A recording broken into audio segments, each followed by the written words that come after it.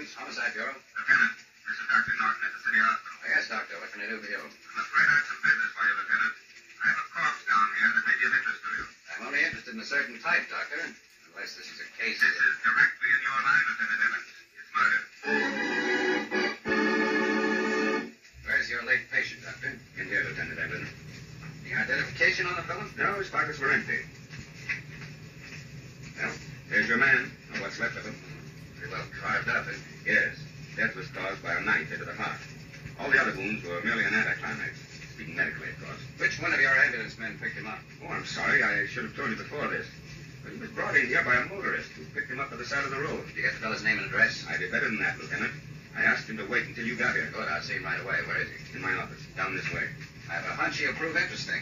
A man who will give a ride to a corpse.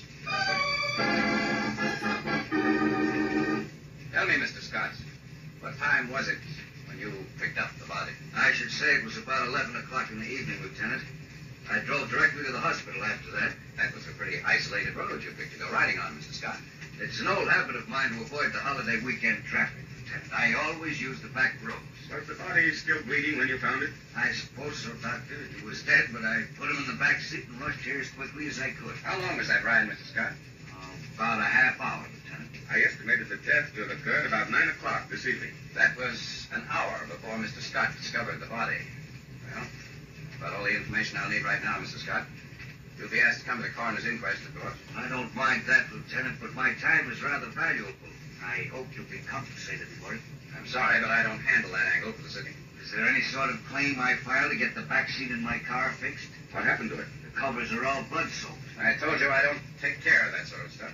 I thought murderers were your business, Lieutenant. They are, but you don't mean. I do, Lieutenant. If you pardon the doctor's intrusion, I'll have to diagnose Mr. Scott as suffering from a malignant case of murder. What clue did Dr. Morton discover that led to his analysis of the crime? In just a moment we'll know, but first...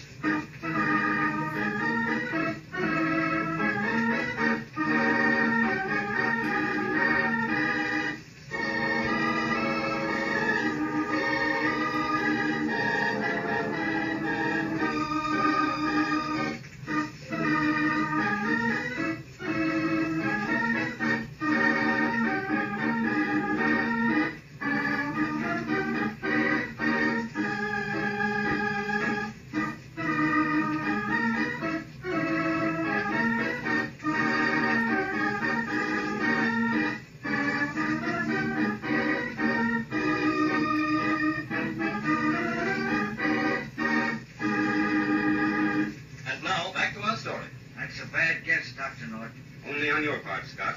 In thinking you could get away with it. You tipped your hand when you tried to get compensation for being courteous enough to take your victim to a hospital. I stated that he'd been dead for 1.5 hours when you brought him here. You claimed to have found the body an hour after its death. Assuming that to be true, the back seat of your car never would have been soaked with blood. The only circumstances that could have made that possible were for you to have killed him in that back seat, where he bled to death. Backseat drivers and backseat killers, they're all alike. They just talk themselves to death.